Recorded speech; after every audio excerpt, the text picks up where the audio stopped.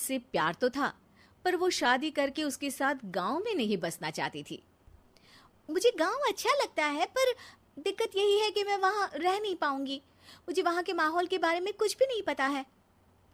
अरे माहौल में ढल जाओगी तुम, थोड़ा टाइम तो लो।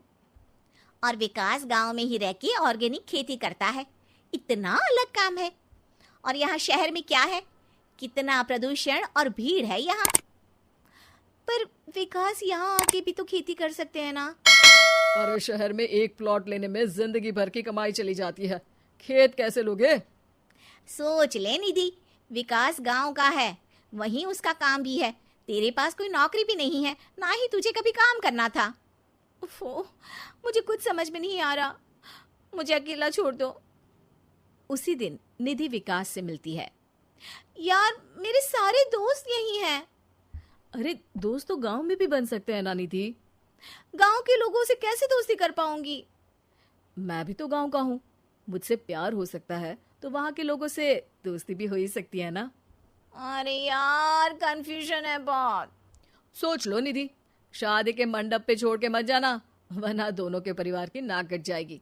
अभी बोल दो, पत्रिका नहीं छपाते हैं। निधि के पास तो कोई चारा नहीं बचा। वो विकास से इतना प्यार करती है कि उसे छोड़ भी नहीं सकती। वो विकास के लिए गांव में शादी करके बसने को तैयार हो जाती है। जल्द ही दोनों की शादी हो जाती है। आई होप तुमको गांव में अच्छा लगेगा। मुझे पता है गांव में और शहर में अंतर क्या है, वहाँ के लोगों की सोच में अंतर है। मुझे पता है कि कैसा लगेगा मुझे। तुम ये बिना देखे किसी चीज के बारे में कुछ भी सोचने की आदत छोड़ दो ना। निधि ने उस वक्त तो कुछ भी नहीं कहा, पर वो सोचती है कि सबको इस बात का एहसास तो करवाना ही पड़ेगा कि वो सही है। उसके दिमाग में एक तरकीब आई। उसने सोचा कि गांव के लोगों के लिए वो ऐसा काम करेगी कि आगे से उसे कोई किसी काम का बोलेगा ही नहीं। शादी के एक दिन बाद निधि की सास ने फरमाइश की। निधि बेटा, अपने हाथ से कुछ खाने का बना दे। बिल्कुल सासू माँ, थोड़ा सा रुकिए, अभी बनाती हूँ। ये सही मौका था निधि के पास ये बताने का कि गांव के लोगों और उसके रहन सहन में कितना अंतर है।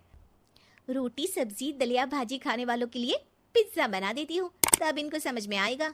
न खा पाएंगी, न कभी कुछ बनाने की बात कहेंगे। थोड़ी देर में निधि सास के लिए पिज्जा बनाकर ले आती है।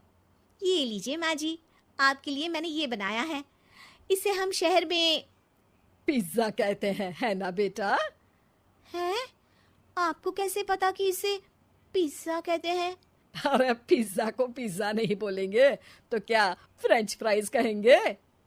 गांव की सास से ये सारी बातें सुन के बहू चौंक जाती है, लेकिन सास एक और ऐसी बात कहती है कि बहू जिसकी उम्मीद ही नहीं कर रही होती है।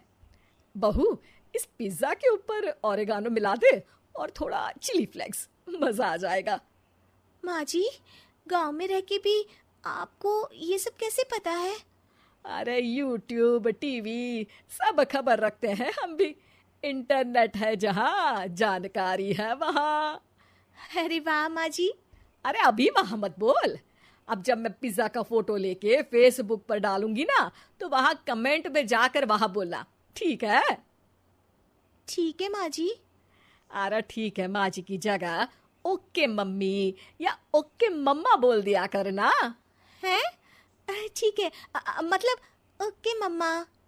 निधि का तो सर ही घूम जाता है। इतना शहरी बर्ताव तो शहर में रहने वाली निधि की माँ का भी नहीं था।